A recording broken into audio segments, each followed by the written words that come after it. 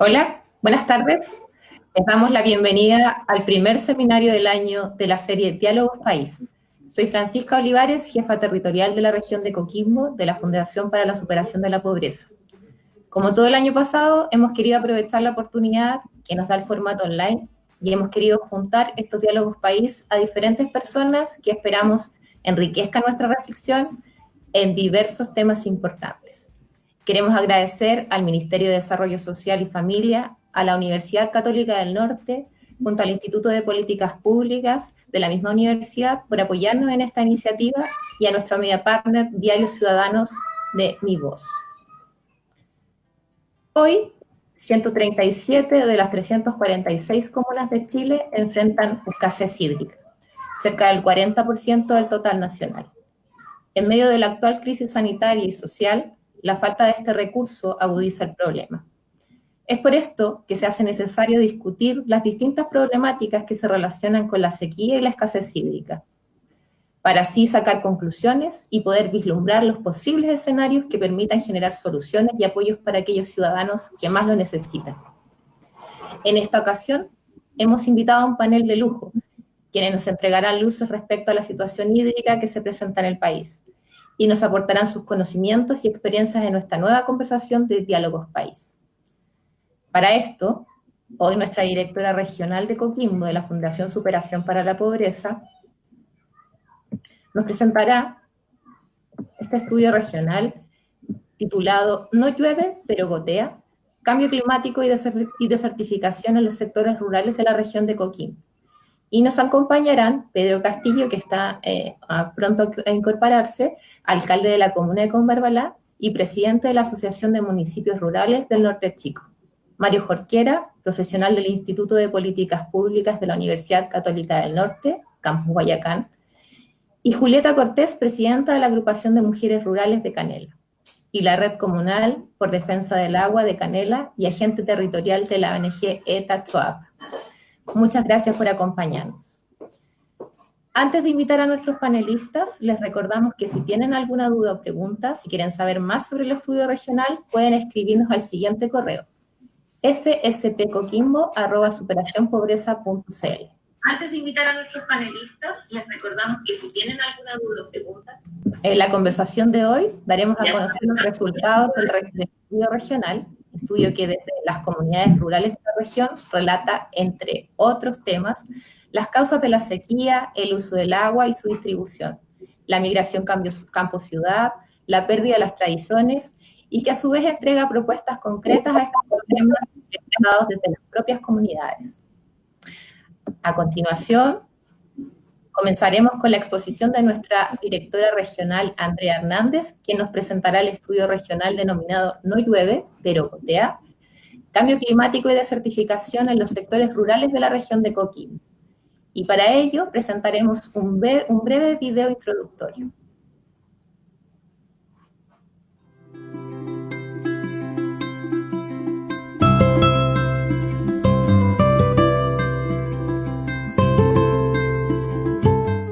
Ha ido afectando en la producción de alimentos, donde cada día las familias campesinas se ven afectadas por no tener acceso al agua para poder producir sus huertas y para la producción también agropecuaria. Generado también perder las tradiciones de nuestra comunidad, perder la actividad típica de ir al río, de ir al canal, de bañarse, compartir los veranos. Hay una suerte de depresión colectiva, por decirlo, por una desesperanza aprendida que se va transmitiendo. Hay un dicho por ahí que dice: más feliz que con barbarino con anuncio de lluvia, y eso se afinca precisamente en aquellos. La principal causa tiene que ver con las acciones humanas, ¿ya?, del ser humano en todos los ámbitos, tanto a nivel global como a nivel local. Pero también en nuestro país la legislación chilena también tiene efectos en la sequía o en la falta de agua. Lo responde uno mismo. Los seres humanos son los únicos responsables hoy por hoy de esta problemática, las empresas de todo índole. Hay un desbalance, ¿no es cierto? Una sobreexplotación de la tierra y el agua. Partir porque el agua sea reconocida como un derecho humano y un derecho a la vida. Hay que hacer un estudio más profundo al acuífero y generar la infraestructura que permita que las grandes escorrentías puedan tener una pausa. Que no los sectores rurales tener los mismos derechos o el mismo acceso que tienen las poblaciones urbanas de tener acceso a un desarrollo económico o social equitativo.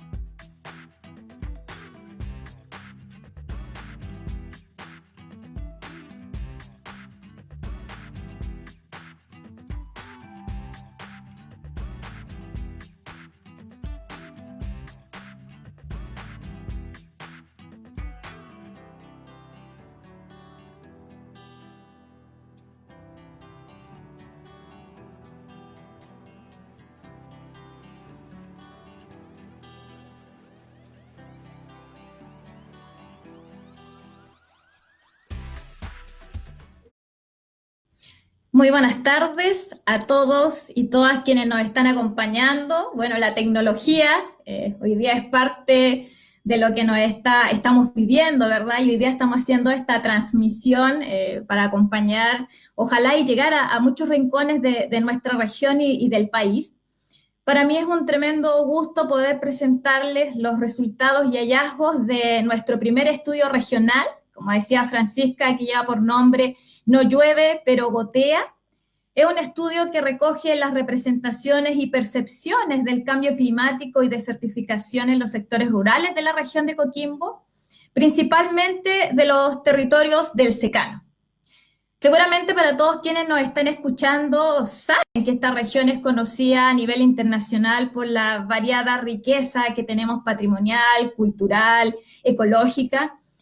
Sin embargo, en la última década hemos sido conocidos también por aspectos no tan favorables. El cambio climático, la crisis hídrica, esta desertificación nos ha golpeado con mucha fuerza. Y de aquello hemos sido testigos a través del trabajo que llevamos desarrollando por más de 25 años a través del programa Servicio País, con las comunidades apartadas de nuestra región. Escuchábamos los relatos y éramos testigos de cómo estos fenómenos hoy día están poniendo en jaque los modos de vida campesinos y las posibilidades de desarrollo en nuestra región. Lo que veíamos en el territorio se veía reflejado también con las decisiones que principalmente la institucionalidad pública llevaba adelante. Aquí vemos en esta gráfica una serie de declaraciones y decretos que desde el año 2008 al 2019 se han emitido para esta región. Por nombrar algunos, vemos que tenemos 7 declaratorias de catástrofe por sequía para nuestro territorio, 27 declaratorias de escasez hídrica que han afectado a algunas comunas, incluso a la totalidad de la región. Y tenemos 3 resoluciones que nos han declarado el agotamiento de nuestras aguas superficiales. Por lo tanto, como Fundación para la Superación de la Pobreza, nos hacíamos esta pregunta: ¿cómo están experimentando y percibiendo los efectos de este fenómeno de escasez hídrica y desertificación las comunidades rurales?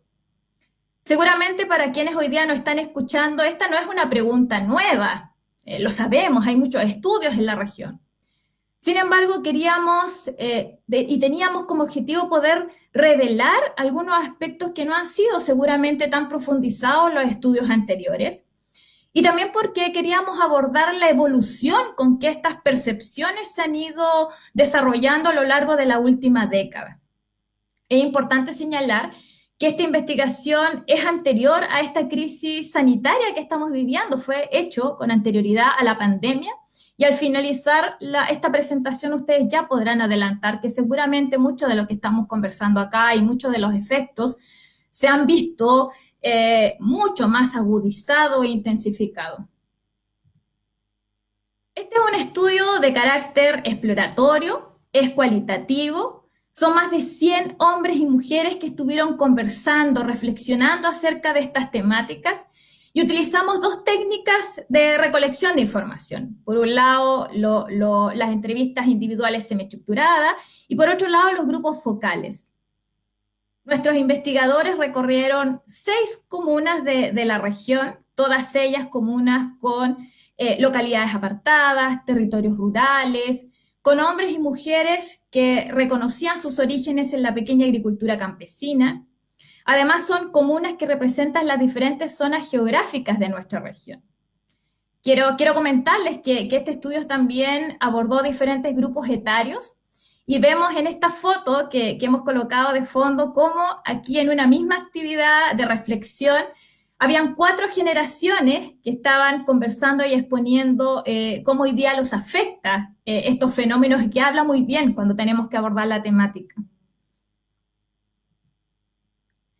Tanto el documento, la investigación, como esta presentación la vamos a ordenar en 5 momentos que están relacionados con las preguntas que le fuimos haciendo a la comunidad.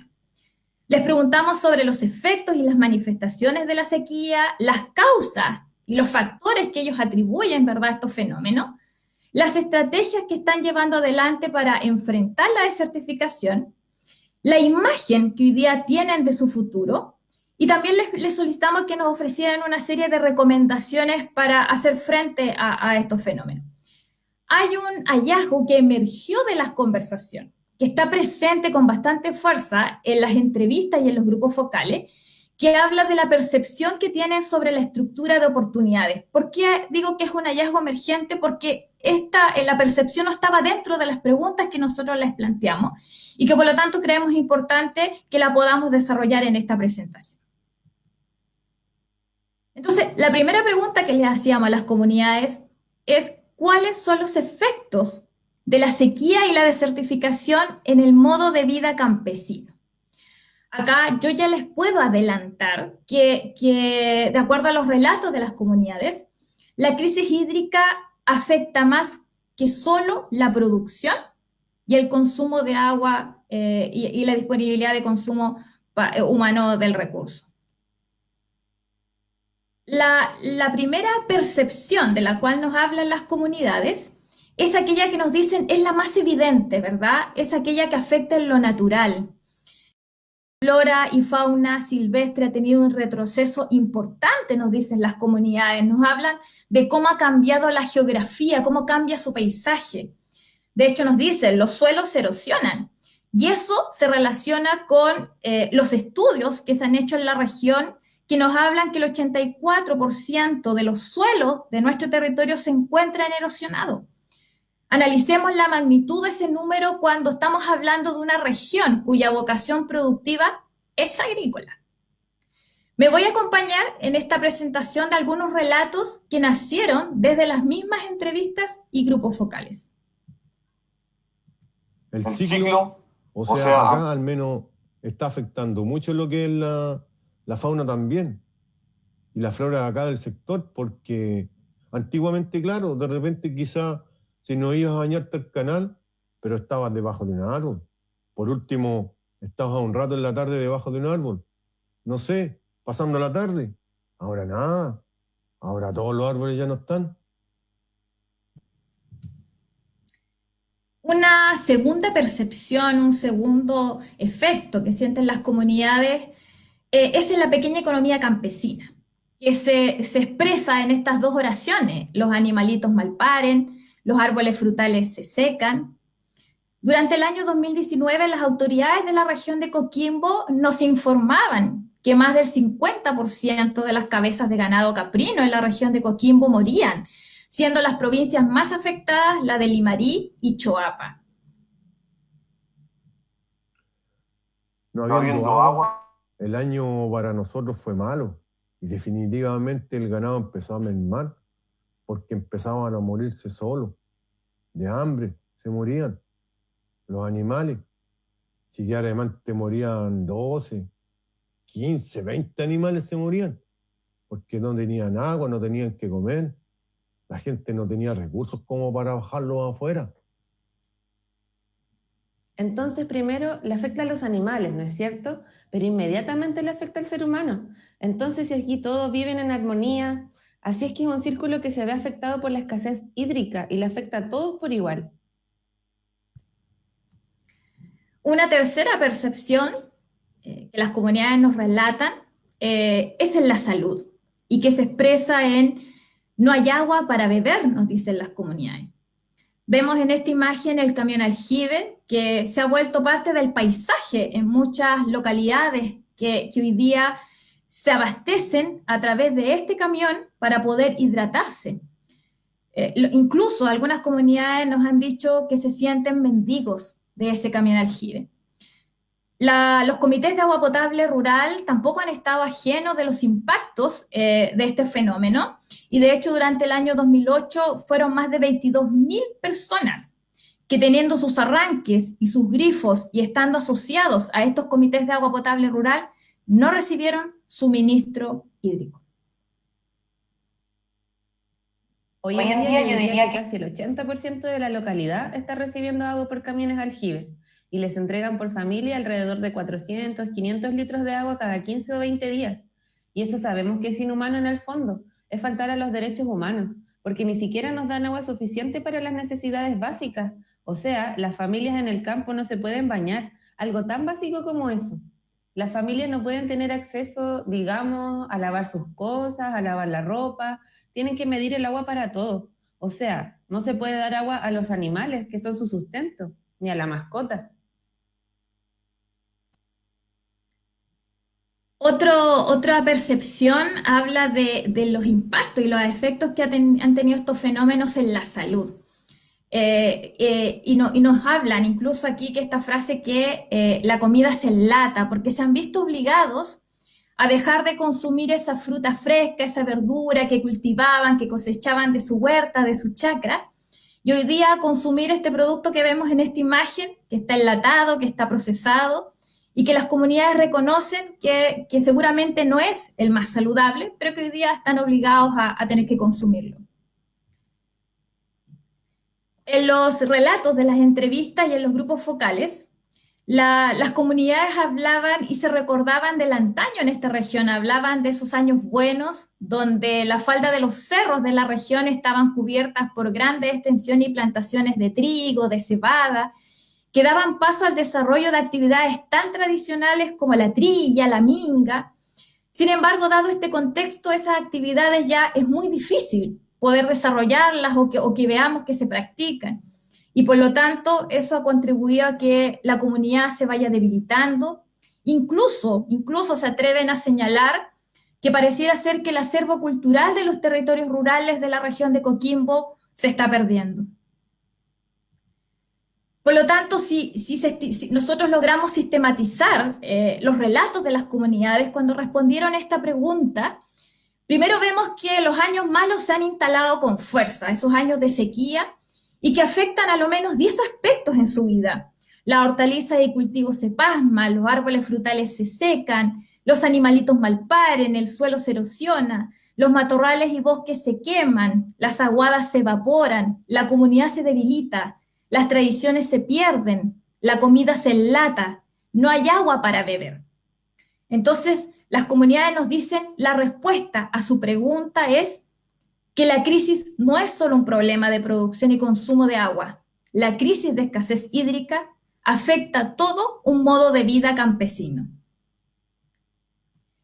Conocíamos entonces sus percepciones. Queríamos conocer, bueno, cuáles son las causas, cuáles son los factores que generan esta desertificación y la escasez hídrica y han hecho además que permanezcan en el tiempo.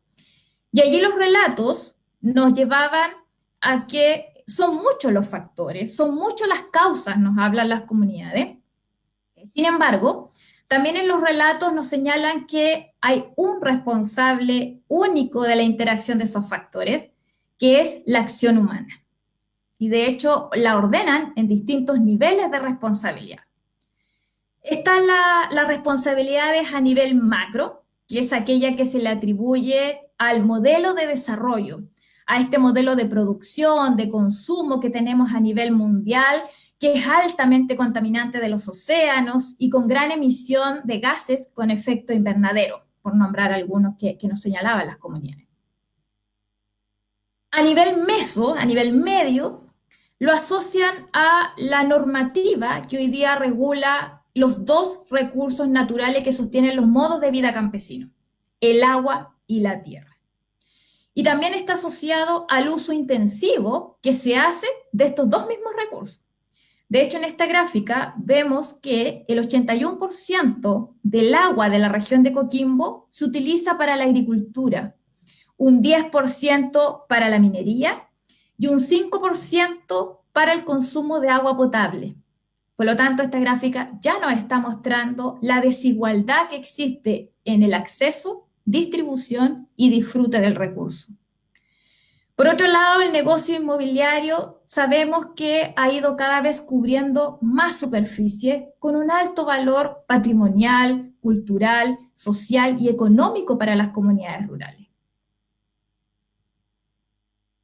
También hay una responsabilidad a nivel micro, que es aquella responsabilidad que ellos se atribuyen incluso a las propias comunidades que hablan del sobrepastoreo, la utilización de la leña, que históricamente se ha utilizado como combustible, pero también aquí aparece un factor que es la invisibilidad.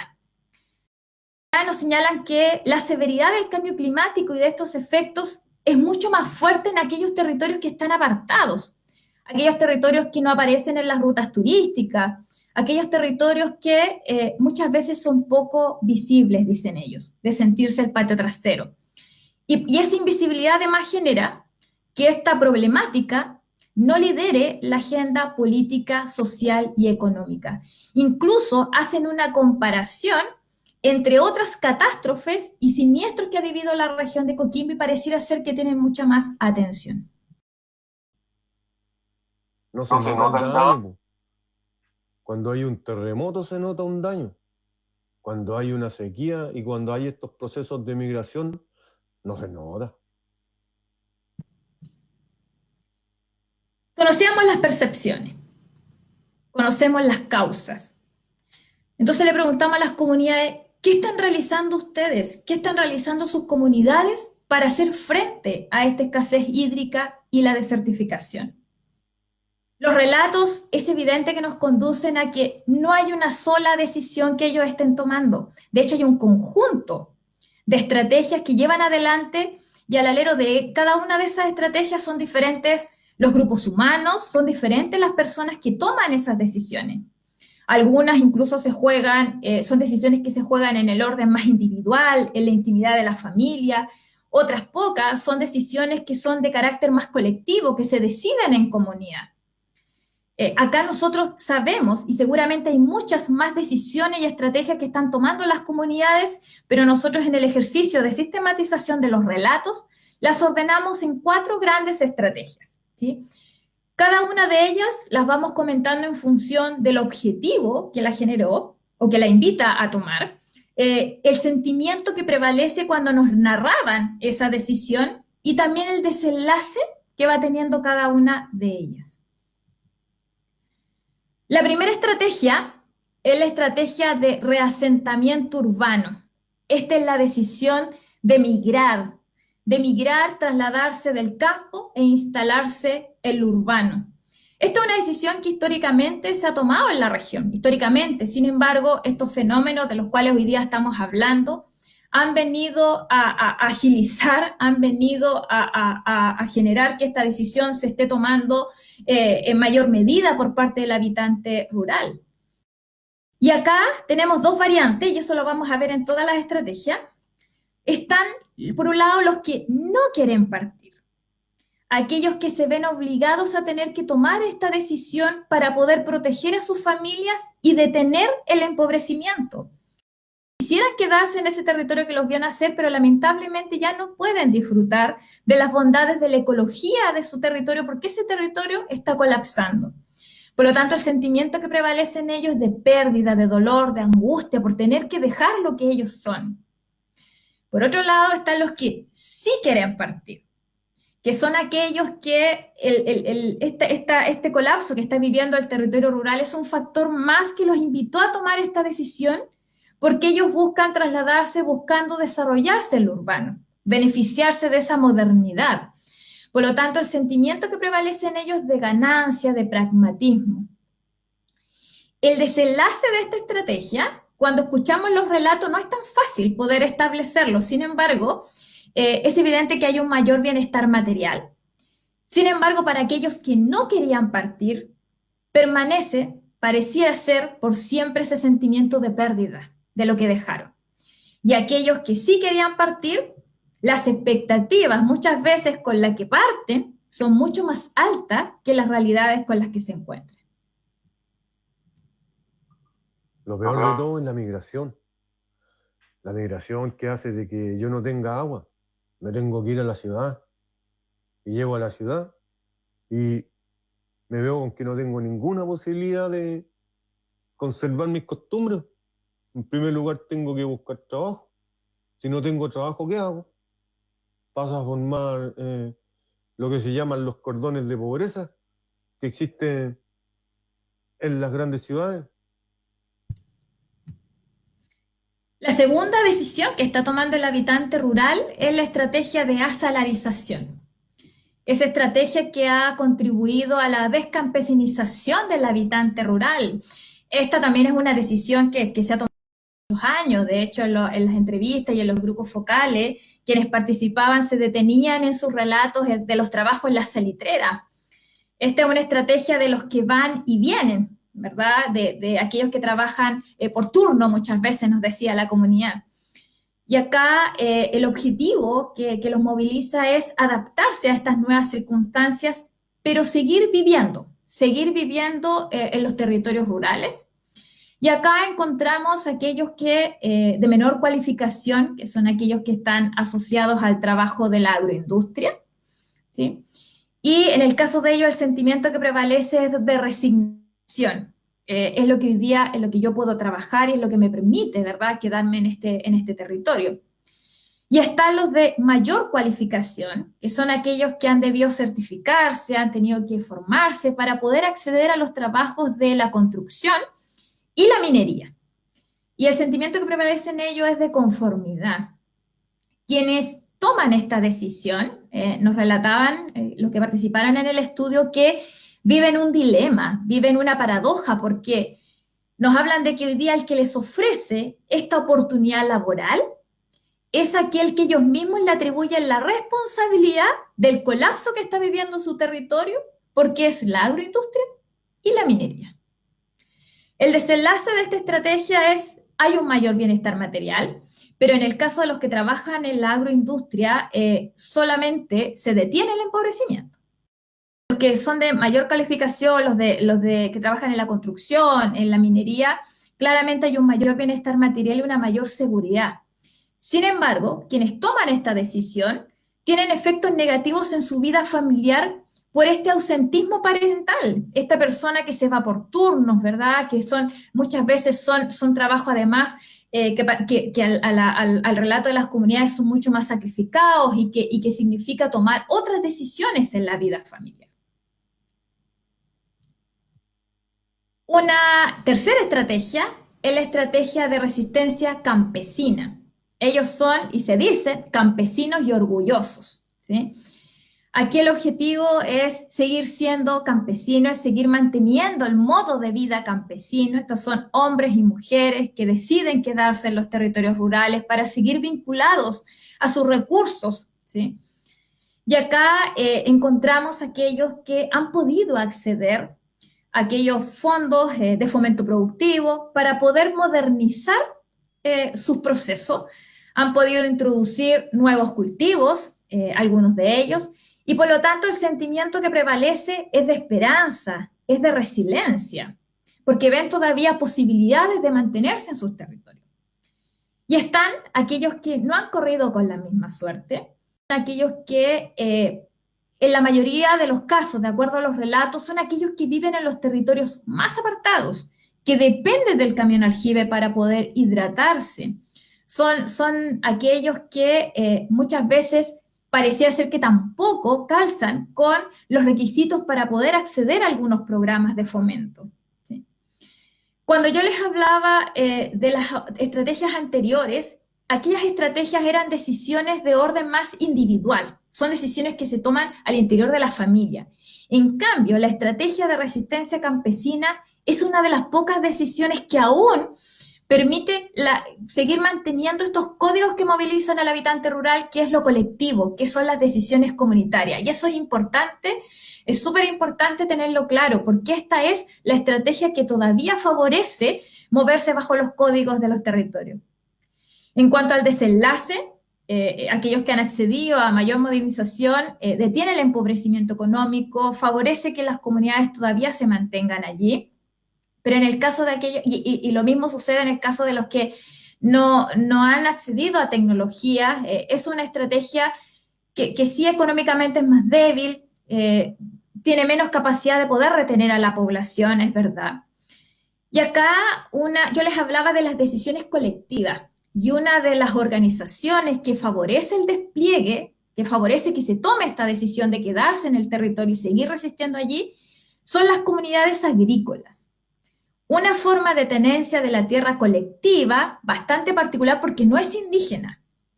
Y la región de Coquimbo concentra el 95% de las comunidades agrícolas que hay a nivel nacional.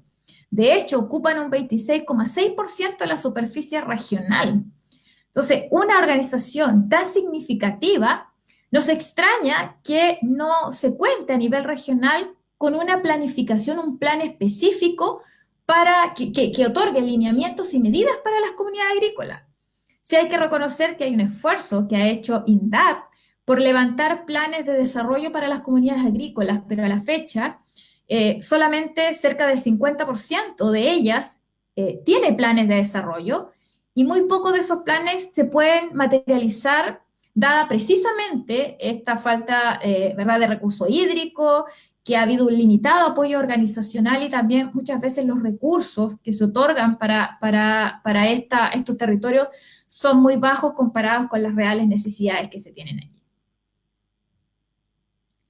Y la última estrategia, la cuarta estrategia, es la estrategia de los retornados. Hablábamos de que están los que migran, los que se van a la ciudad, pero también están los que vuelven. Las comunidades quisieran que fueran muchos más los que toman esta decisión. Actualmente son menos, pero de todas las comunidades allí les gustaría que esta estrategia fuera una decisión que toman muchos más jóvenes y adultos mayores y adultos en general. Porque acá reconocen que hay jóvenes que muchas veces son hijos, nietos de quienes migraron, quienes se reasentaron en lo urbano, pero que en el caso de estos jóvenes mantuvieron lazos con el territorio rural, para las festividades, para las vacaciones, y estos jóvenes deciden regresar al territorio para poder desarrollarlo. Por lo tanto, el sentimiento que prevalece en ellos es positividad, resiliencia. Muchos de ellos estudiaron carreras afines que les permiten incluso otorgar valor agregado a los recursos naturales en los territorios rurales y poder generar un mayor desarrollo económico en esos espacios. También están los adultos mayores que ven en su plan de retiro regresar al territorio que los vio nacer para poder disfrutarlo. El sentimiento que prevalece en ellos de tranquilidad, de ganas de aportar en aquellos espacios. Y en cuanto al desenlace, efectivamente hay un mayor bienestar para quienes toman esta decisión. Hay un mayor dinamismo porque estos hombres y mujeres se enrolan rápidamente en las organizaciones rurales y vienen a dinamizar, vienen muchas veces además a instalar una visión más esperanzadora sobre estos territorios. Cuando nosotros quisimos sistematizar y organizar de esta manera las estrategias, no lo hicimos con el objetivo de hacer una categorización académica de las decisiones que están tomando el habitante rural, sino que lo hicimos porque creemos que es posible que los planes, los programas hoy día que se desarrollen, que si consideran estas decisiones, los grupos humanos que lo están tomando, podrían ser mucho más pertinentes social, territorial y culturalmente y económicamente. Sí. Le hicimos otra pregunta a las comunidades. Bueno, ya conocemos las decisiones que están tomando, entonces, ¿cómo proyectan su futuro? Y acá los relatos oscilan entre el pesimismo y la esperanza.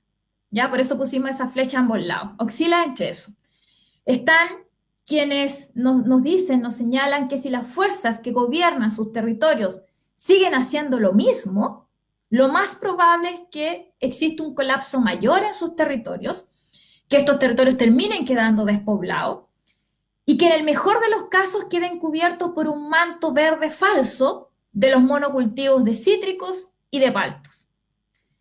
Están otros quienes nos tienen una visión más esperanzadora, pero que esa esperanza la sostienen en la acción colectiva. Es con la esperanza de ver a una comunidad mucho más empoderada, una comunidad protagonista de su desarrollo. Y aquí vamos a escuchar dos relatos que nos muestran que ellos tienen distintas visiones de futuro. Ya es difícil, po, que la juventud no quiere volver para allá. Entonces los hijos de los comuneros es bien difícil que vuelvan a donde no hay nada, po. O sea, solamente un goce singular sin agua. Cada día son con menos vegetación, en donde no hay trabajo, donde el camino con mal acceso. Entonces no se ve muy auspicioso el futuro de la comunidad. Cada vez se está levantando la voz con más fuerza. Cada vez la gente está asumiendo su propio diagnóstico, que si no se cambian las cosas, todo esto se va a morir. Antes no hablábamos. Hoy día estamos diciéndonos, bueno, aquí hay otro camino. No queremos solamente tener a dirigentes ocupados. Queremos dirigentes que tengan soluciones. Pero si las soluciones no vienen, no te quepa la menor duda de que daremos un paso que es histórico en esta región para lograrlo. Yo les mencionaba al comienzo de la presentación que hay un hallazgo que emergió de los relatos de los grupos focales, en las entrevistas individuales, que habla de la percepción sobre la estructura de oportunidades. Cuando hablamos de estructura de oportunidades estamos hablando del conjunto de beneficios, de servicios que los diferentes actores públicos, privados, sociedad civil que están presentes en esos territorios otorgan a los habitantes rurales. Y la percepción que tienen las comunidades no es muy favorable sobre esta estructura, porque sienten que se ha traducido en la entrega de bonos, y acá yo creo que todos los que estamos presentes reconocemos que frente a un desastre, frente a una situación compleja que se esté viviendo, este bono viene a mitigar el impacto económico que muchas veces estos mismos desastres llevan consigo. Sin embargo, las comunidades nos señalaban que el esquema de entrega pareciera ser que es lo que es complejo, porque instala códigos que no son parte de ellos. Muchas veces sabemos que este recurso no es posible que alcance para todos, por lo tanto, comienza a generar cierta fricción en los habitantes, comienzan a cuestionarse por qué ellos sí, por qué ellos no. Y también nos hablan de que hay una serie de programas que tienen una retórica promocional, pero que en el fondo vienen a trabajar solo circunstancialmente el estado de ánimo de las personas y no a contribuir en un mejoramiento de la calidad de vida del habitante rural. Y por lo tanto hablan de este asistencialismo que está un poco encubierto. También nos señalan que pareciera ser que hemos intencionado, hemos tratado de buscar en transformar, en convertir al pequeño campesino en un empresario y que instala, insisto, esos códigos que no son propios, el individualismo, la competencia, y que no favorece lo que ellos han buscado por siempre, que es la solidaridad, el trabajo colectivo, el trabajo en comunidad. Aquí vamos a escuchar un relato que me apoya.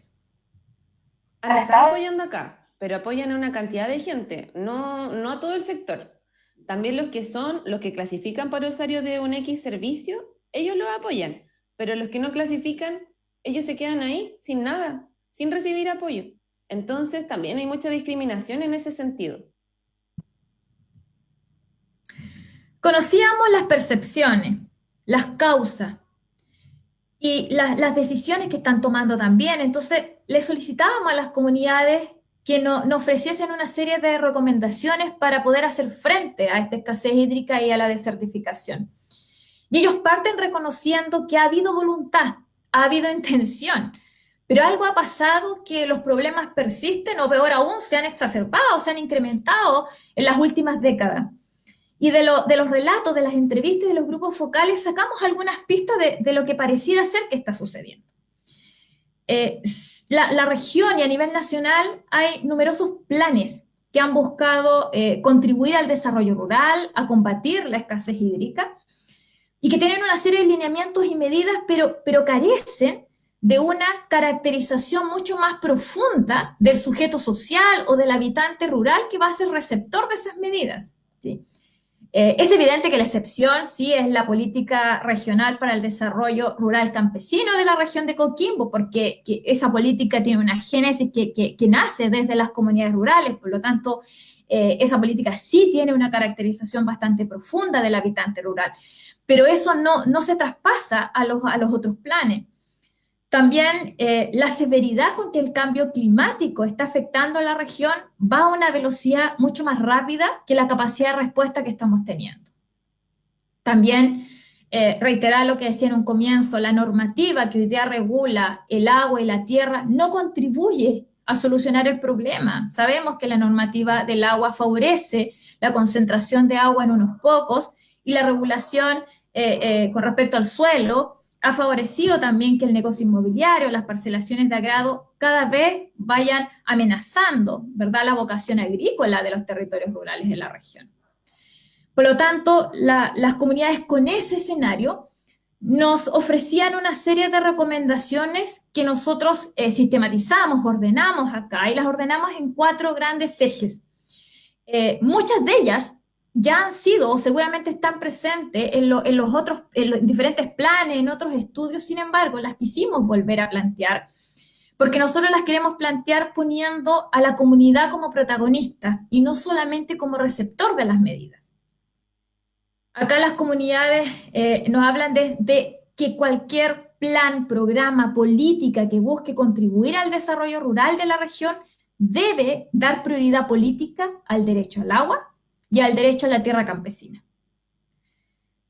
Cuando nos hablan, yo acá voy a hacer solamente una mirada muy general, porque de hecho esa es la idea de esta presentación, que ustedes, terminada este seminario, ustedes puedan revisar la investigación, leer, ver en detalle y en profundidad las recomendaciones y los hallazgos del estudio. Yo solo aquí voy a hacer una mirada muy general.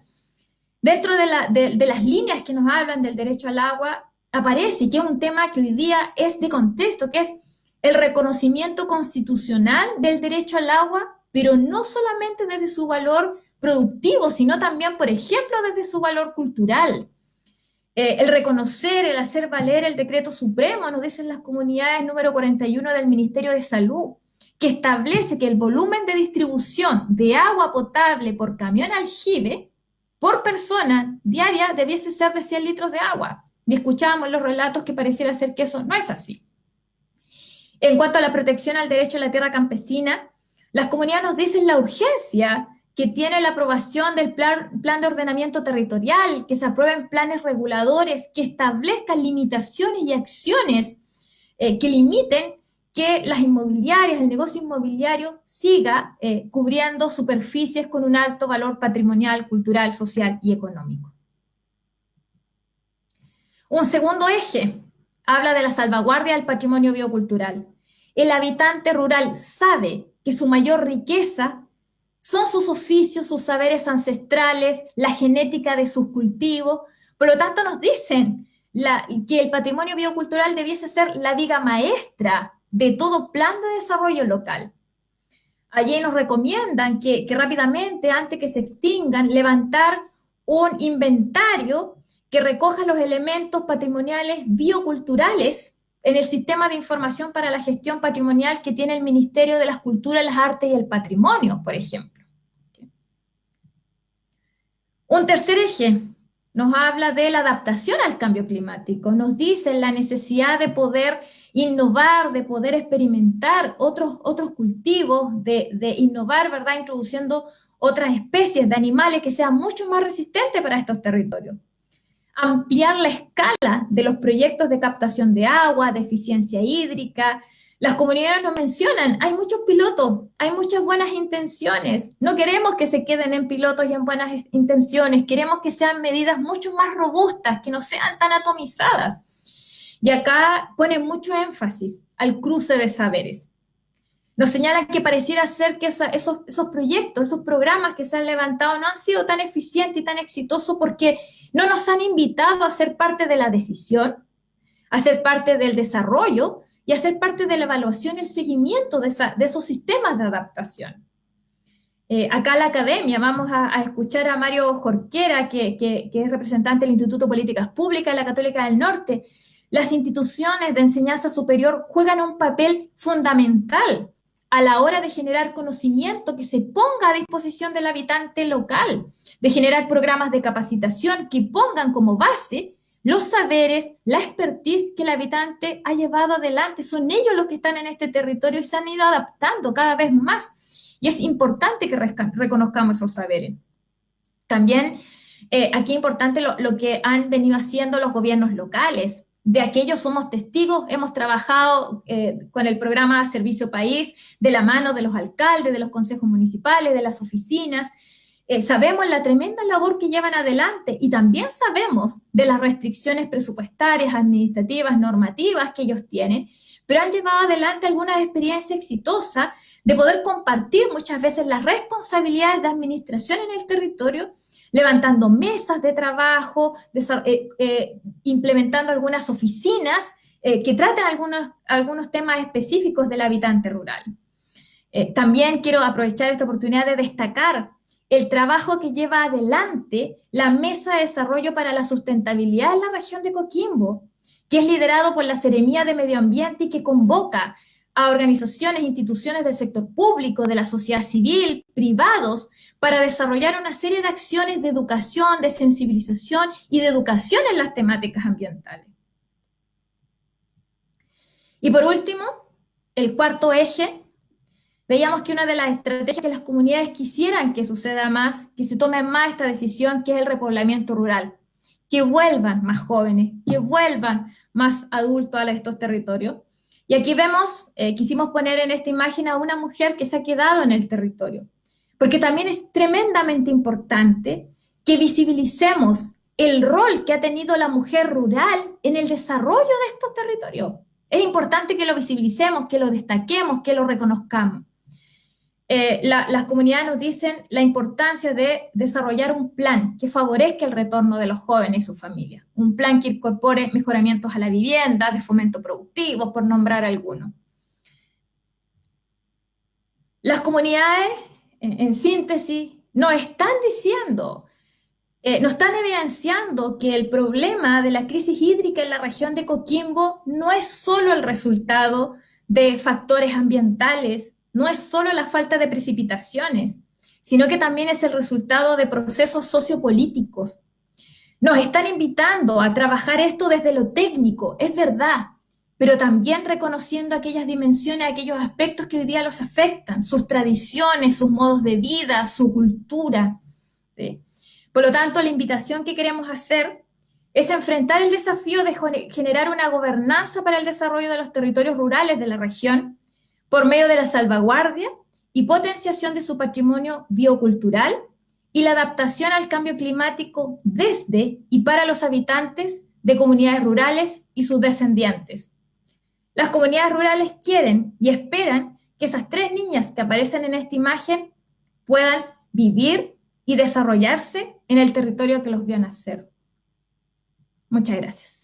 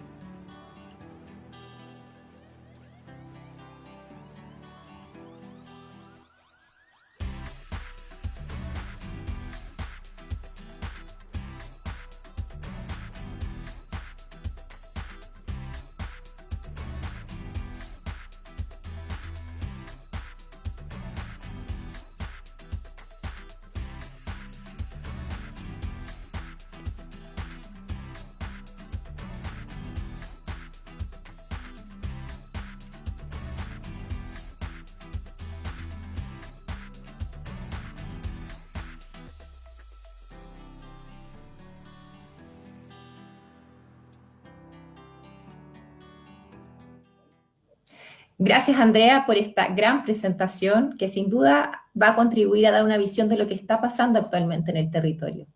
Les agradecemos de antemano todas las preguntas y comentarios que están dejando en el chat y les recordamos que ante esas dudas pueden recurrir al correo fspcoquimbo@superacionpobreza.cl. Ahora, para enriquecer este diálogo, con ustedes vamos a dejar a nuestra primera panelista invitada, ella es Julieta Cortés, presidenta de la Agrupación de Mujeres Rurales de Canela y de la Red Comunal por la Defensa del Agua de Canela y agente territorial de la ONG ETA Choapa. Muchas gracias por estar en este seminario y puedes comenzar con tu presentación, Julieta. Hola, muy buenas tardes a todos y todas que nos están acompañando en esta tarde. Quisiera partir agradeciendo a la Fundación Superación de la Pobreza, Servicio País, por haber invitado a ser parte de este panel y agradecer también, y de verdad, sinceramente agradecer el estudio en sí, porque visibiliza lo que son las comunidades rurales, principalmente del secano, de nuestra región. Muy pocas veces consideradas, y como decía Andrea en su presentación, yo diría que casi siempre invisibilizada desde la política pública o del aparato estatal.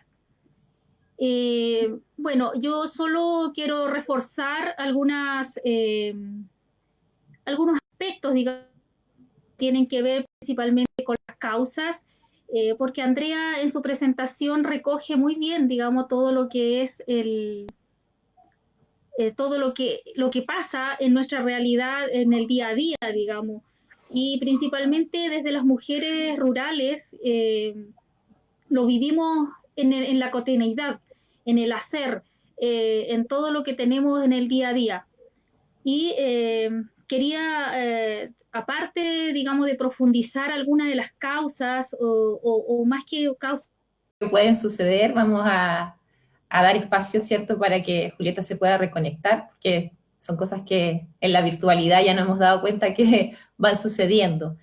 Hartas reflexiones hay en el chat, contarle a nuestros panelistas que son bastante profundas con respecto a la crisis hídrica y estamos bien atentos, recordarles el correo donde pueden remitirse, fspcoquimbo@superacionpobreza.cl. Ahí vamos a estar recibiendo todas sus consultas y también van a poder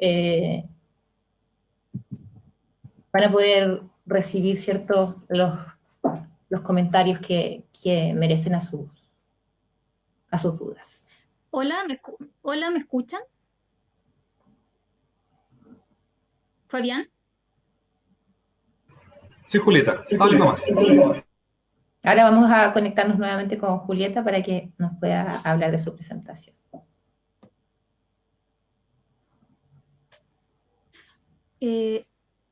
Bueno, tengo problemas de señal y se me cae la conexión, así que pido las disculpas del caso, pero es parte, digamos, de esta virtualidad en la que estamos viviendo. Como les decía, quería profundizar un poco sobre los efectos que tiene la escasez hídrica y la desertificación, principalmente en las mujeres rurales. como decía Andrea en su presentación, tiene que ver con no solo con que la falta de agua para el tema de la producción, sino que qué significa eso, el perder la productividad, el dejar de producir nuestro alimento para nuestras familias. Eso nos ha llevado a perder la soberanía alimentaria y, digamos, todo lo que tiene asociado a eso, nuestra cultura, nuestra identidad, nuestras formas de vida. Y eso asociado a la causa, decimos nosotros que no es solo que no llueva, sino que también tiene que ver con la normativa vigente en Chile, ¿ya? Donde consideramos que no hay equidad respecto al acceso igualitario al agua para los chilenos y chilenas, independiente del territorio donde nos encontremos. En otro aspecto también tiene que ver y que nos ha afectado, y como me imagino que todos estamos conscientes que en esta pandemia quienes más hemos sufrido las consecuencias respecto o en relación a la temática del agua tiene que ver justamente las familias que dependen de un camión aljibe, ¿ya? Quienes no se pueden lavar las manos como indica la normativa, ¿ya? Y más allá de eso, con las consecuencias que tiene eso respecto al tema productivo, pérdida de animales, pérdida de nuestros cultivos, de nuestra huerta, eso, y hay algo que tampoco se ha visibilizado, que tiene que ver con el daño a la salud psicológica, ¿ya? De las familias campesinas. Sabemos que muchas de nuestras personas campesinas, de nuestros esposos, maridos, hijos, y nosotras las mujeres, cada vez que empezamos a perder la producción hay un tema psicológico que va asociado, y ver cómo también se secan nuestros huertos, cómo luchar todos los días, cómo racionar el agua para cada una de las acciones o labores que tenemos que hacer en casa, y eso va asociado a un estrés psicológico que va posteriormente repercutiendo en la salud mental de las familias, en depresiones y en otros efectos, digamos, que muy pocas veces se visibiliza. Lamentablemente no se relaciona el agua con la salud, y es un binomio que no puede separarse, decimos nosotros las mujeres. Otro aspecto también importante de recalcar, que tiene que ver con el territorio en el que también habitamos, y una de las características principales, que también Andrea lo destacó, que tiene que ver con las comunidades agrícolas. Las comunidades agrícolas en la región son el sistema de tenencia de tierra colectiva particular, digamos, y que está principalmente en la región a nivel país. Nosotros en mi comuna tengo 25 comunidades agrícolas, eso significa casi más del 90% de tener la tenencia de la tierra bajo el sistema de comunidades agrícolas. Pero la política pública no visibiliza, no ve este sistema. Un día alguien me decía, en el sistema turístico, por ejemplo, en la ruta turística, si entran por el norte de la región, un turista cualquiera entra por la región, zona norte, puede pasar toda la región de Coquimbo pasando por las 3 provincias y sale por Los Vilos, y en ningún minuto se enteró el turista que aquí habían comunidades agrícolas, porque nadie las menciona, nadie las visibiliza, en la política pública no están. Y es un aspecto que quería resaltar, porque es súper importante que empecemos a visibilizar este sistema de tenencia de la tierra y que estemos en la agenda pública, digamos, ¿bien? De esa forma poder potenciar al campesinado que vive en esta comunidad. Otro aspecto importante que quería resaltar, que además lleva a la invisibilidad muchas veces, que tiene que ver con los incentivos. Andrea hablaba por ahí del asistencialismo, digamos, dentro del estudio, el tema de los bonos, y hay muchos otros tipos de incentivos también, pero que lo que muchas veces han llevado a invisibilizar o a postergar nuestras demandas, ¿ya? Porque en el corto plazo, si bien es cierto, un bono o un pequeño proyecto de inversión ayuda, pero en realidad lo único que hace es postergar la demanda, porque no soluciona el problema de fondo que es nuestra escasez hídrica que tenemos ya de forma permanente. Cuando partía presentando, Andrea decía que habían muchos decretos de catástrofe, de emergencia, y como que eso ya se volvió una normalidad. Por lo tanto, no podemos continuar así. En el tema de escasez hídrica tenemos que empezar a buscar soluciones más permanentes en el tiempo. Y no podemos seguir, yo digo, gastando los recursos de todos y todas en situaciones parche. Por lo tanto, necesitamos, digamos, como profundizar en eso, en una política y en estrategias que recojan la demanda de la ciudadanía, de quienes vivimos en los territorios. Que muchas veces se hacen políticas públicas o programas mirados desde el centralismo, desde Santiago, o desde, entre comillas, algunos expertos que creen cuáles son las soluciones. Pero nosotros decimos que hay que demandar desde las comunidades, desde las mismas gente y habitantes que viven en los territorios, somos quienes decidimos o sabemos qué es lo que mejor se va adaptando a nuestro quehacer o a nuestras vidas. Dentro de las estrategias también había algo que también quería profundizar respecto al estudio, que tiene que ver, si bien es cierto, habían 4 estrategias, digamos, de adaptabilidad o frente a este tema del cambio climático y de la desertificación. Hay una que afecta en mayor medida o que tal vez quisiera profundizar, que tiene que ver con la estrategia de los asalariados. Y digo asalariados porque principalmente son hombres los que van y vienen, los que van hacia la gran minería, hacia a la agroindustria, y somos las mujeres las que nos quedamos en el territorio a cargo, digamos, de la unidad productiva, sufriendo el estrés de no tener agua, sufriendo igual, digamos, el suspenso de saber si al día siguiente vas a alcanzar el agua para el quehacer doméstico. Al final también tenemos que estarnos a cargo de los hijos, de la educación, de poder mantener, digamos, la vida tanto reproductiva y productiva, también de los animales, de la unidad productiva, sea por muy poca que sea la huerta, etcétera. O sea, son las mujeres las que sufren, digamos, en el territorio la escasez hídrica. Los maridos o los parejas, nuestros, digamos, compañeros son los que van y vienen al tema asalariado.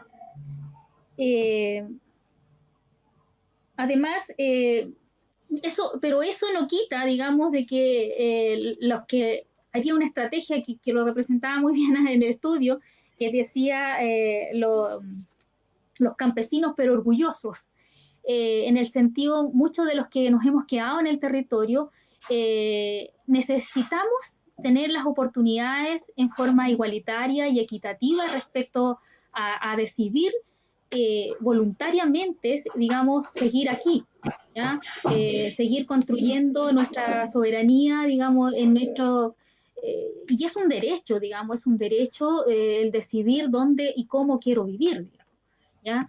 Y eso, para eso yo creo que lo único que va a llevar a que podamos seguir manteniendo esa esperanza de mejorar las condiciones y de vivir, digamos, bajo condiciones de derechos igualitarios, va a ser que se vaya, no sé, trabajando, ojalá en el corto plazo, digamos, que haya una política desde el Estado, una política que sea de gestión integral del territorio, ¿ya? Eso significa que esta gestión tenga que incluir el agua, la tierra, el patrimonio cultural, natural, los servicios sociales, la educación, que se mire el campo y nuestro territorio como un todo, no segregadamente, parcialmente, porque cada una de las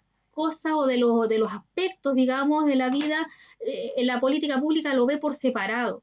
Y nosotros decimos que tiene que ser una política integral, ¿ya? que vea todos los ámbitos de la vida, digamos, campesina en este caso.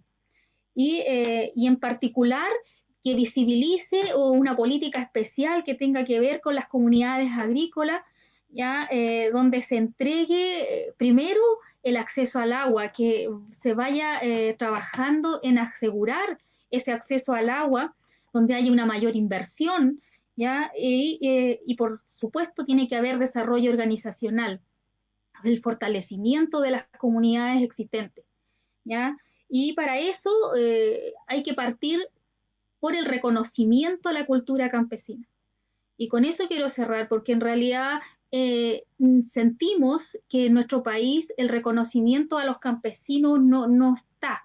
Entonces hay que partir por ahí. Reconocer nuestra cultura, aceptar nuestros modos de vida, visibilizar, digamos, los saberes, los haceres, los oficios, y que somos patrimonio vivo, digamos, y construimos desde nuestro territorio y desde nuestras formas de vida, construimos al desarrollo de nuestro país. Muchas gracias.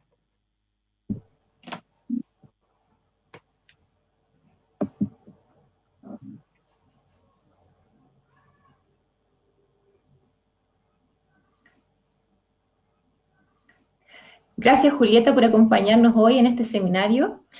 Siguiendo con el diálogo, los queremos invitar a este panel a Mario Jorquera, profesional del Instituto de Políticas Públicas de la Universidad Católica del Norte, Campus Guayacán de Coquimbo. Adelante, Mario, con tu presentación.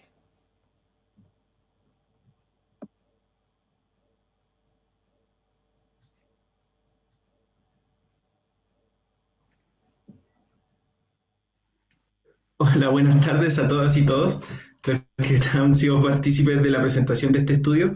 Quiero partir ¿no es cierto?, a la Fundación Superación de la Pobreza por visibilizar, ¿no es cierto?, las experiencias y las formas de vida que se dan en nuestros territorios rurales. Y también mencionar que mi relación con el estudio tiene que ver con un trabajo de campo que se realizó hace un par de años y por lo cual conozco en profundidad los relatos de las mujeres, los hombres y jóvenes que viven en nuestros territorios.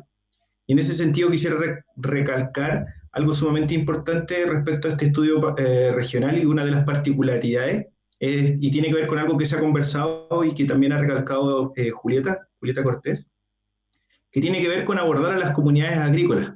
Y en ese sentido, en el trabajo de campo se realizó un esfuerzo tremendo por llegar a comunidades agrícolas como el Chacay, acá en el Elqui, Olla Caldera, la Rinconada de Punitaqui, en la comuna de Punitaqui, Jiménez y Tapia, comunidades como Atelcura Alta, La Capilla, entre otras.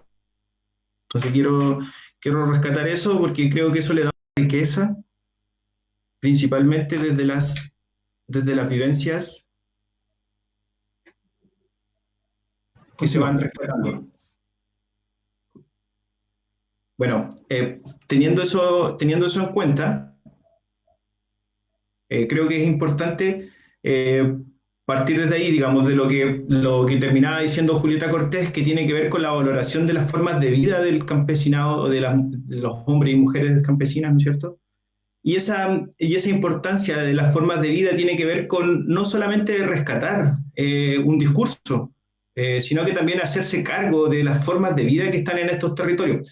¿A qué voy con esto? Que no las investigaciones sociales, la importancia de las investigaciones sociales no es solamente generar un estudio, sino que es generar a partir de estos estudios una propuesta, ¿no es cierto?, de cómo hacer, de cómo enfrentar esta dinámica y estas problemáticas que se presentan en los territorios más apartados de nuestra región. Y en ese sentido, no hay que reducir a la unidimensionalidad, y ahí yo quería hacer un énfasis en lo metodológico, que también deja una puerta, ¿no es cierto?, a seguir profundizando, especialmente en esquemas etnográficos que permitan comprender con mayor profundidad. Si bien el estudio es un tremendo estudio, ¿no es cierto?, y aporta a la comprensión de la realidad regional, nos deja también para seguir profundizando en diversos temas, ¿ya? Y en ese sentido es importante, insisto, nuevamente vuelvo, a rescatar estas visiones que tienen las personas que habitan los territorios rurales, especialmente teniendo en cuenta que cuando se analiza y se ve la forma en la cual operan diversas agencias estatales, se puede observar una fricción. Ya lo mencionaba Julieta Cortés, ¿no es cierto? La particularidad de la ruralidad en la región de Coquimbo está estrechamente relacionada con las comunidades agrícolas, y para poder generar un trabajo con las comunidades rurales y las comunidades agrícolas en particular, tiene que haber una coherencia entre las visiones de estos dos mundos. ¿Qué es lo que sucede? Que hay muchas instituciones o agencias estatales que abordan diversas problemáticas y además que la ven parcelada, como mencionaba Julieta, pero generan fricciones estructurales, principalmente porque la política pública aborda el mundo campesino desde lo individual. ¿Qué significa eso? Que hay un proyecto INDAP, PADI, PRODESAL, etcétera, que va al campesinado, ¿no es cierto?, pero trabaja con la unidad familiar, a lo más. Entonces, eso ya genera una fricción comunitaria. Generan otras fricciones comunitarias, por ejemplo, no comprender las dinámicas que se dan dentro de una comunidad agrícola, que permiten y también regulan no tan solo la forma de esta tenencia colectiva, sino que también regulan, por ejemplo, dónde ubicar un pozo. Entonces, si viene una agencia estatal y dice ubica el pozo más cerca del estero, le dice a una comunera o un comunero, eso va a generar tensiones y conflictos también dentro de la comunidad. Entonces, es importante que se comprenda la dinámica y la forma que está dentro de estas comunidades agrícolas para poder abordar de buena forma también en cuanto a los programas, proyectos e iniciativas que se puedan gestar ahí. Y evitando también las fricciones internas que se pueden dar en las comunidades.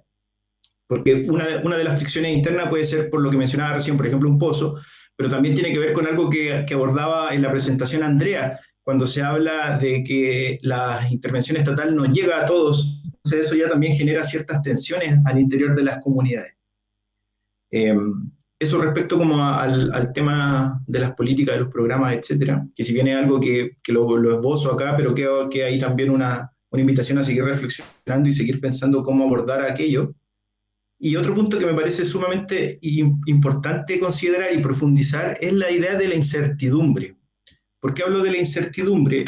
El mundo campesino, pensando ¿no es cierto?, en nuestra región, enfrenta una incertidumbre tremenda.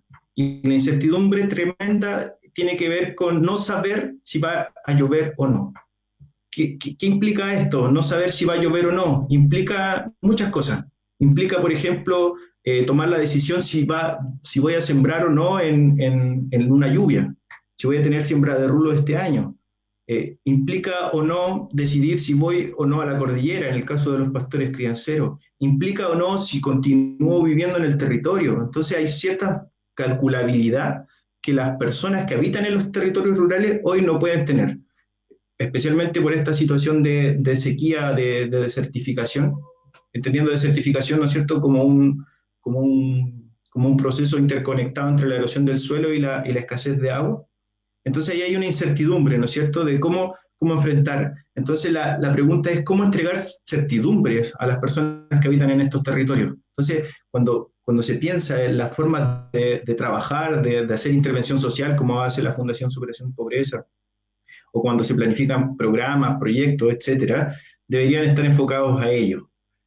Y en ese sentido, ahí, si bien vemos, por un lado, ¿no es cierto?, que hay una práctica estatal que valora el individualismo y genera fricciones con las lógicas comunitarias, por otro lado también está la promoción de la asociatividad y el cooperativismo, que ahí también aparece una oportunidad, ¿no es cierto?, para poder ir formando asociatividad al interior de las comunidades y recomponiendo este tejido social que está en tensión, en una constante tensión. Entonces también ahí hay una oportunidad para poder abordar, digamos, esta problemática, que es una problemática tremenda que hemos visto, ¿no es cierto?, a partir de la presentación de Andrea y la profundización de Julieta, cómo tiene diversas aristas, ¿no es cierto? No solamente se trata de un tema ambiental, sino que también es un tema cultural. Hay muchas prácticas culturales que se van perdiendo, como la trilla, ¿no es cierto? Aparecían unas imágenes, una trilla en nuestro territorio es que las personas, luego de una siembra de rulo que se desarrolla en una lluvia,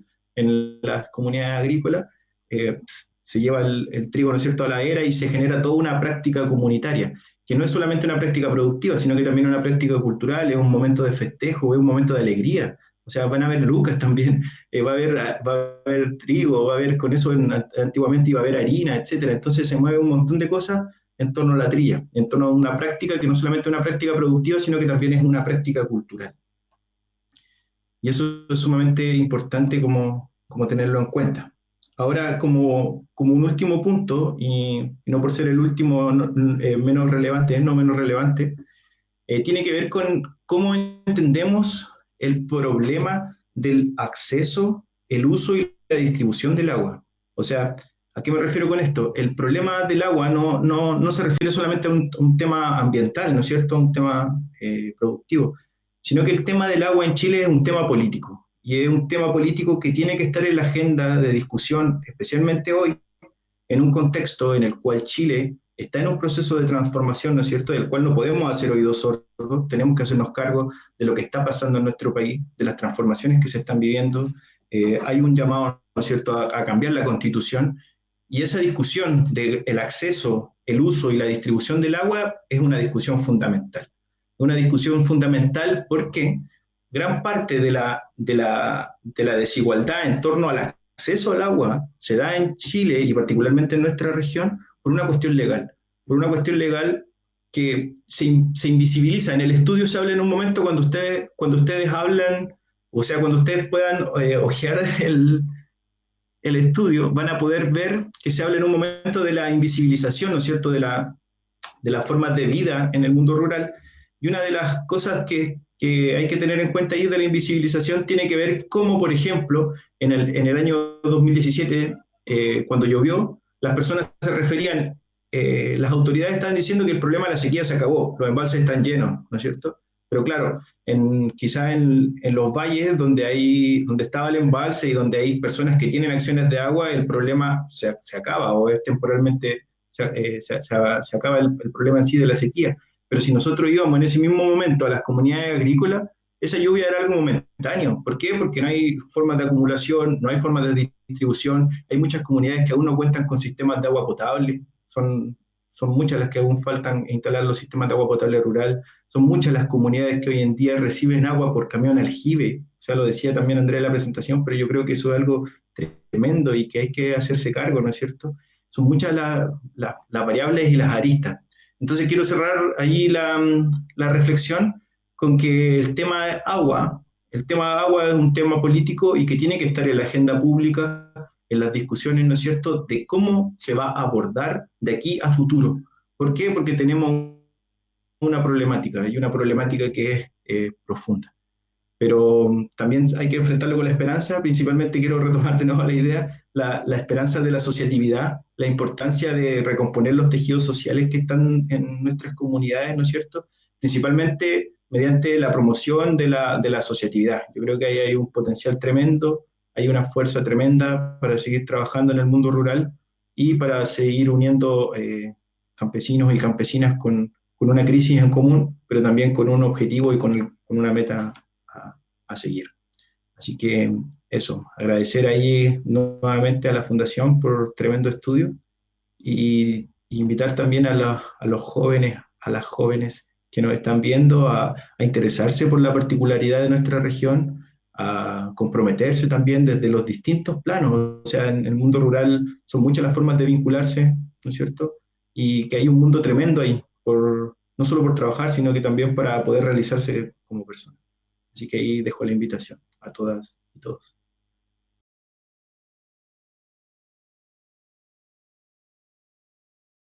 Muchas gracias, Mario, por aportar también desde tu experiencia, por dejarnos esta reflexión de esperanza, ¿cierto?, en la asociatividad, y la invitación, por supuesto, a todos quienes conformamos parte de esta sociedad para poder trabajar por estas problemáticas. Para aportar de distintas visiones, también hemos invitado a nuestro alcalde de Combarbalá, Pedro Castillo, que ahora nos va a presentar también su visión desde su rol, ¿cierto?, y de lo que vive la comunidad de Combarbalá. Adelante, alcalde. Hola, buenas tardes a todos, a todas. Saludar a Andrea Hernández, nuestra jefa regional de la Fundación para la Superación de la Pobreza, que ha hecho un tremendo trabajo en su presentación. Estaba hace unos minutos atrás en el backstage. No partí inmediatamente en la conexión porque estaba en la sesión de Consejo Municipal. Doy las excusas por aquello. Saludar también a Julieta Cortés, a Francisca Olivares, a Mario Jorquera, he escuchado atentamente sus intervenciones. Felicitar también este trabajo que gentilmente se me hizo llegar. Tengo mis notas aquí, mis apuntes de lo que he podido revisar. Quiero decirles que por las circunstancias de la vida, hoy, justamente hoy, 21 de enero, donde tenemos esta conversación, este espacio de diálogo, la Corte Suprema de nuestro país ha dictado una sentencia que va a tener inmensas repercusiones en lo que significa la entrega de agua para el consumo humano. Ha ordenado, en definitiva, que se aumente el volumen de agua que se entrega por persona desde 50 litros por persona al día a 100 litros de agua por persona al día. Esta sentencia, esta resolución, que fue tomada de manera unánime por, entiendo, la tercera sala de la Corte Suprema, va a generar un cambio de paradigma a nivel nacional.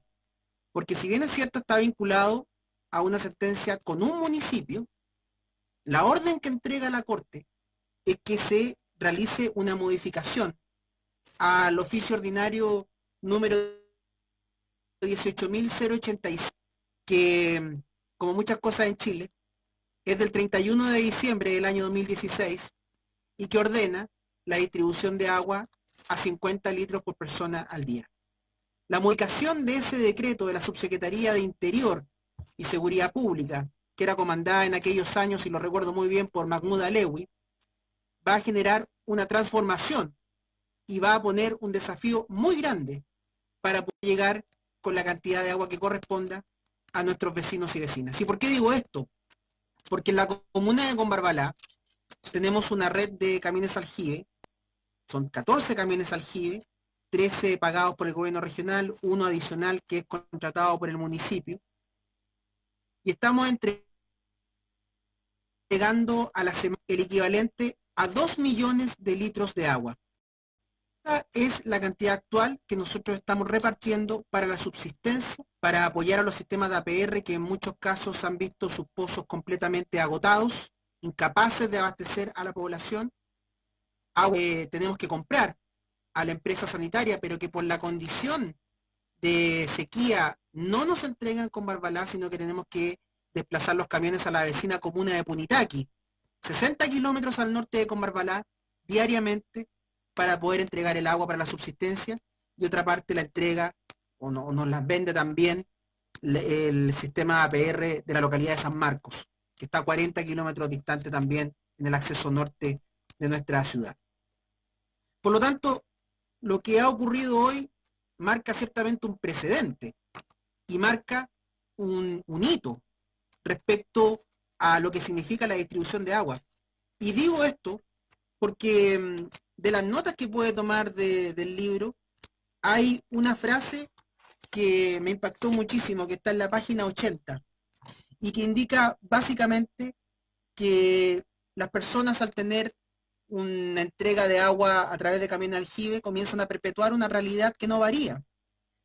Las personas se sienten vulneradas en su dignidad, pero la frase a continuación es realmente lapidaria. Se sienten mendigos del agua. Mendigos del agua, mendigos de un bien nacional de uso público, que si bien es cierto está en un papel, en la realidad no es así, porque la gente tiene que definitivamente competir para el acceso al agua. Aquí ya tenemos situaciones de controversias entre vecinos que crecieron juntos en la ruralidad toda una vida, donde se disputan la pertenencia del agua que aparece en una vertiente. Judicializaciones múltiples, una capacidad de fiscalización deficiente por parte de la DGA, que también, debo decirlo, con la imposibilidad de contar con un mayor recurso humano, pero principalmente con herramientas legales. Porque usted puede en Chile hacer un pozo, 200 metros si usted quiere, ponerle una bomba, extraer agua, pero si al momento de la fiscalización esa bomba no está instalada, en estricto rigor no es un pozo. Y muchas veces ocurre que justamente las bombas, coincidentemente, desaparecen los días de las fiscalizaciones. Entonces la gente se siente burlada, siente que a pesar de que hace el esfuerzo de entregar las coordenadas donde están los puntos de captación que son irregulares, finalmente cuando llega el momento de la fiscalización, esta no se concreta, no se puede llevar a cabo y se continúa en este mismo ejercicio. Escuchaba atentamente lo que indicaba Mario respecto a la situación de los instrumentos de fomento que tiene el Estado y quisiera focalizarlo particularmente en el agro. El Ministerio de Agricultura tiene una gran cantidad de instrumentos, tanto por suelos degradados, los instrumentos de INDAP, instrumentos de CONAF, instrumentos de todos sus servicios públicos, y a través de un programa piloto que se está desarrollando en Chile, en 4 comunas de nuestro país, y una de ellas con Barbalá, el programa de manejo sustentable de la tierra, que es financiado por el Banco Mundial, se está buscando levantar la posibilidad de poder flexibilizar los requisitos de ingreso a los instrumentos de fomento y que los instrumentos de fomento conversen entre sí. Porque muchas veces ocurre que viene un servicio público, desarrolla una inversión, el servicio público que tiene la ventanilla al lado no tiene la más mínima idea de lo que ha hecho sus compañeros o sus colegas estatales, vienen a hacer una inversión similar y finalmente el recurso o se duplica, se mal utiliza y en muchos casos se pierde. Por lo que la pregunta que tenemos que hacernos es, ¿este es un problema realmente de falta de recursos para poder tomar medidas que permitan adaptarnos al cambio climático? ¿O hay un problema de la estructura del Estado que se ha convertido básicamente en un montón de estancos que desarrollan su actividad diariamente con el objetivo de sus metas individuales, pero que finalmente no existe ese espacio de conversación y saber qué está haciendo el otro para poder complementar los esfuerzos para ir en ayuda de los ciudadanos? Eso se repite muchas veces. ¿Cuántas veces hemos visto acá cuando llegan autoridades independientes del color político, independiente del gobierno de turno, que vienen a presentar una iniciativa que ya se realizó o que ya otro servicio la está implementando parcialmente?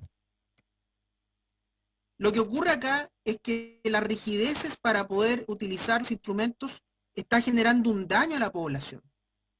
Cuando un servicio público encargado, por ejemplo, de realizar pozos para mejorar las captaciones de los sistemas de APR, habiendo decretos de zona de catástrofe, de escasez hídrica, como muy bien nos contaba Julieta, pero esos documentos lo único que hacen son acumularse en escritorios y no se utilizan o no se saben usar, porque no se le da un real sentido de emergencia a las acciones que tiene que tomar el Estado cuando se dictan estos instrumentos.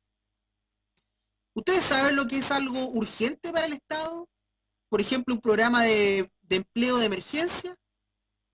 Para la región de Coquimbo urgente fueron 8 meses que la gente tuvo que esperar que se pudiera tramitar desde la resolución que aprobó recursos regionales, se fuera a Santiago, que hizo un viaje interminable entre el Ministerio del Trabajo, el Ministerio de Hacienda, la Dirección de Presupuestos, el Ministerio del Interior, y finalmente se autorizara que las platas que se habían autorizado con presupuesto regional se pudieran ejecutar. 8 meses. 8 meses, empleos de emergencia.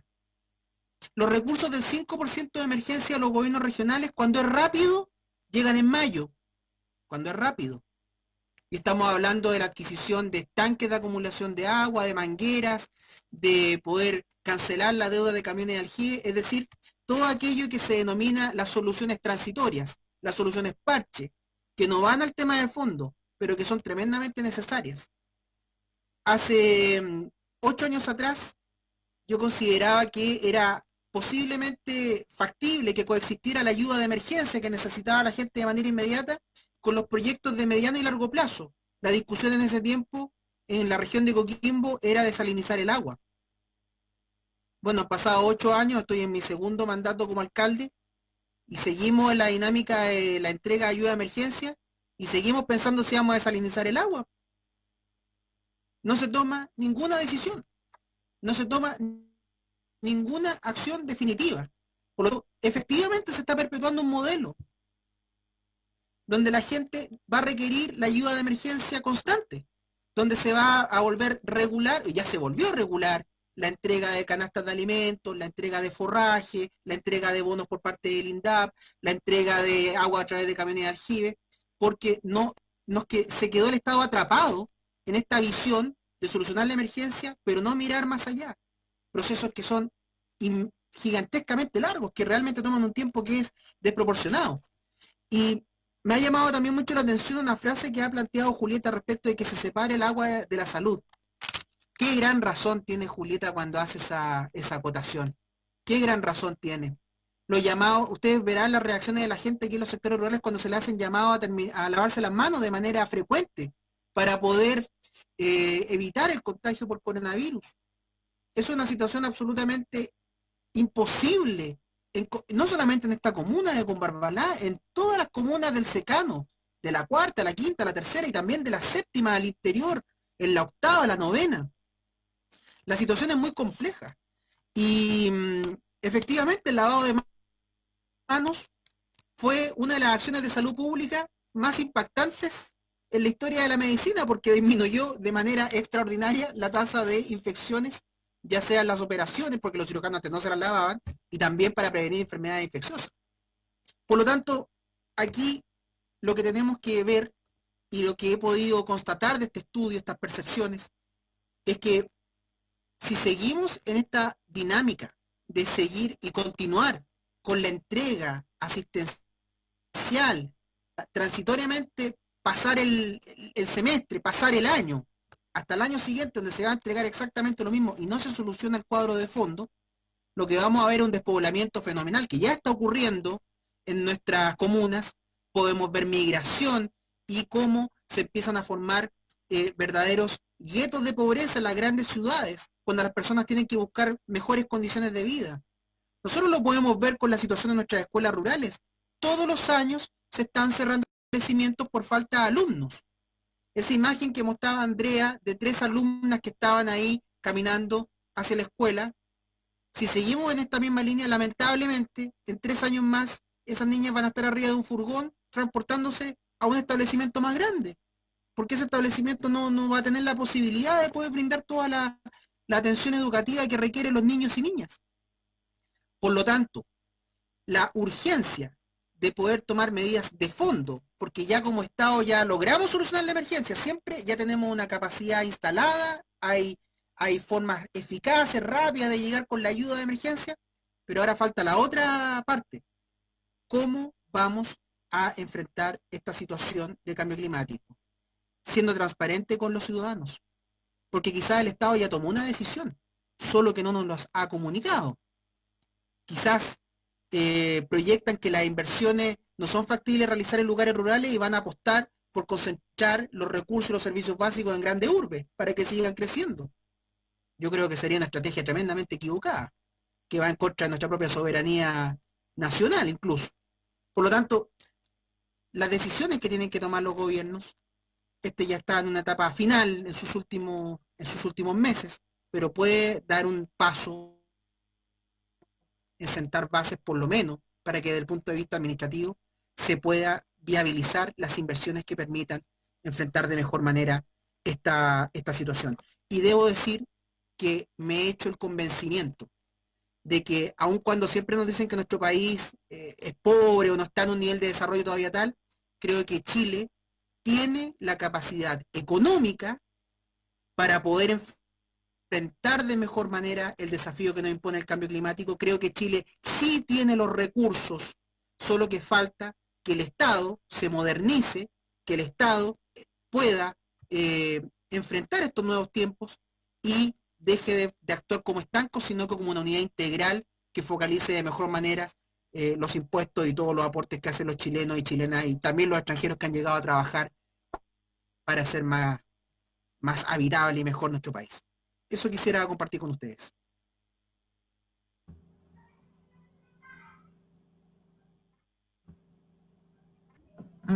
Muchas gracias, alcalde, por estas importantes reflexiones.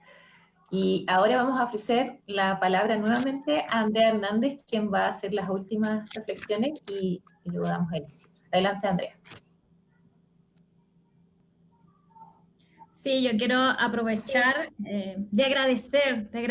Yo sé que este es un tema de conversación que como fundación todo el ciclo del año 2020 a través de Diálogos País estuvimos conversando con diferentes actores, porque nos convoca a muchos, a muchos. Hoy día hemos escuchado la visión desde el gobierno local, desde las propias comunidades, que son ellos, y Julieta aparte en los comentarios, porque son ellos los protagonistas, desde la academia, que son los invitados, pero hay muchos más, es mucho más. Yo creo que esta investigación, este mismo seminario, ojalá nos incentive a seguir colocando este tema, a seguir trabajando, a seguir pensando cómo vamos a visibilizar y a construir un mejor desarrollo regional, insisto, y creo que lo vamos a seguir reiterando, visibilizando y reconociendo los saberes del habitante rural y reconociendo a su gente y poniéndolos como protagonistas de su propio desarrollo. Yo me quiero tomar un minuto para agradecer, porque este seminario también fue el hito de lanzamiento de este estudio que ustedes ya van a poder revisar en profundidad.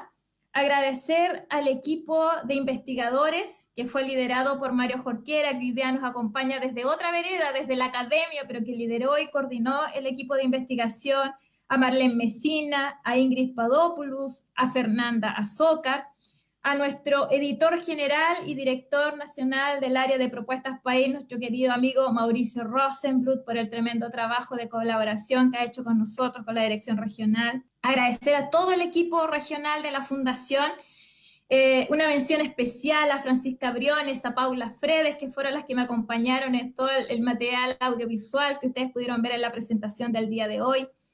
Agradecer el trabajo que llevamos adelante y que nos permiten las comunidades de la región de Coquimbo, a sus alcaldes, que hoy día tenemos a nuestro querido alcalde Pedro Castillo, que siempre nos está acompañando en cada una de nuestras instancias, y a contribuir también y a colaborar en la gestión que cada uno de ellos lleva adelante en sus comunas. A Macarena Yatler, a Alexander Ruiz, a Andrea Enríquez, que hacen posible la producción de este seminario, a Fabián y Natalia, que están detrás y que también hacen posible que esto salga al aire y que nos está coordinando aquí de manera interna. Y agradecer a todo el trabajo que se ha venido desarrollando por el equipo, el gran equipo de la Fundación para la Superación de la Pobreza. A seguir trabajando, tenemos un enorme desafío. Esto no queda solo en la investigación, no queda solo en el libro, ahora nos desafía a levantar propuestas de las manos de las comunidades. Así que muchas gracias, Francisca, también por tu moderación.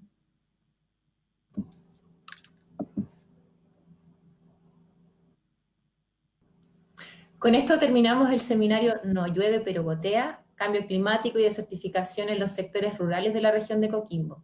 Pueden informarse de los próximos eventos en www.superacionpobreza.cl.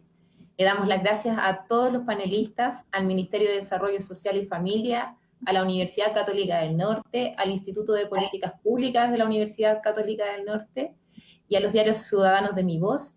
Y aprovecho esta plataforma para saludar a todas y a todos los profesionales Servicios País desplegados a lo largo de todo Chile, quienes colocan lo mejor de sí para trabajar por un país más justo, con mayores grados de equidad. Hasta luego.